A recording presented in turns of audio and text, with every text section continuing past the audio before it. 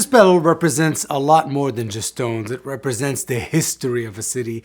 And it has a feature I've spoken about on this channel before that I think every single dual overdrive should have. Today, we look at Mojo Hand Effects Rock City.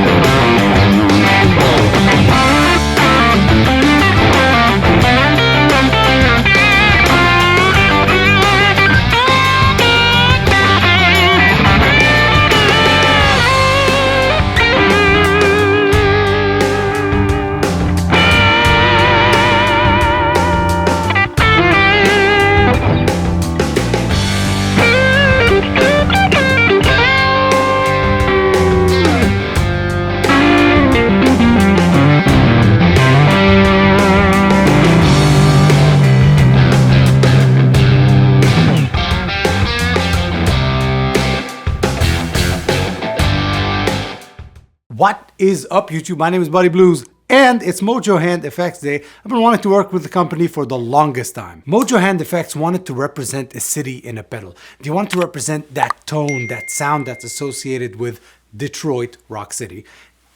It even has a skyline of the city right here. And I think that's a very cool touch. They wanted to represent that. And the only way you could really represent that is with two overdrives. The Rock City is packed with features. It has, I think, some of the most features I've ever seen on a pedal. And it has a feature that I love. I want to leave it till the end because I want to talk about it a lot. And I may even go on a rant. So what have we got? We've got two channels. There's the blue channel, if you will. It's the where all the knobs are blue, lobs. And you've got the silver channel where all the knobs are silver. They call it left and right. Okay. On the right side, now they don't say in the manual or anything what kind of overdrive it is. I just know it sounds great. They're both low gain. I just know it sounds great. I don't know what they're trying to represent. I don't know if it's a clone of anything. I don't know if it's original. They don't really mention it, so we're gonna go with original. On the right side, we have gain, tone, volume, and push. Push helps really push the front end of the thing, and it increases the gain and increases the body of the sound. You have an asymmetrical clip, a symmetrical clip, and an LED. I completely butchered that. Up is asymmetrical, middle is no clipping, and down is LED. Middle is my favorite on both. You get more volume, you get more everything. We're gonna talk about volume and we're gonna talk about gain a little bit in the end. On the left side, you have gain, bass, treble. You've got EQ on this one and volume. Lovely. You get to tailor this one, you get to push it with this one, or you get to tailor that one and you push it with the other one. Why? Because you have a order switch. When the arrow's pointing to the right, it means the right one goes into the left one. When it's pointing to the left, it means the left one goes into the right one. Listen, people. And in the middle, you have parallel. Everybody is in love with the parallel thing, especially my good friend Anthony from Texas Blues Alley, who's also doing a video on this. He hasn't done a demo in years. I'm so glad he's doing it because I can't wait to watch his video to see how he approaches it. We've been talking a lot on text message about this pedal and he's been raving about it for about a month now. The order switch that allows you to also go parallel is a feature every single dual overdrive should have. However, this is what's important. This turns this side on, this turns this side on, off, cool. This middle one, man, listen to me. Not Mojo hand effects, everybody else, listen to me. It doesn't take that much to add that because it does too much. It does so much. It makes so much sense. If I have this side only on this side, if I hit the middle button, now this side turns on. It turns this one off and it turns that one on in a single button. I don't have to tap dance. Cool, cool. If I have this side on and this side off and I hit this button, this side turns off, this side turns on. Right? Cool. If I have both of them off and I hit the middle one, it turns both of them on. Man, is it that hard to do? Is it that hard for other companies to follow suit? I don't want to name names, but this needs to be a standard. This needs to be on every single dual overdrive. It has to be. And if it's too much and if it's too expensive to do it, make it as an extra option because some of us will pay for it. I'm not angry, I'm just disappointed. But not in Mojo hand effects because they've done it. Anyway, that was a lot of talking because this thing has a lot of options. Let's play this thing. I'm gonna go with my brand new, hey, I just got it, Heritage H150. I traded a kidney for it. I don't care. It was worth it. It's a remarkable guitar and you're about to hear it. And it's just pure, you know, in your face rock and roll. I'm gonna love this. And so are you. Victory MK Clean Boss Tube Amp Expander. Let's get to it.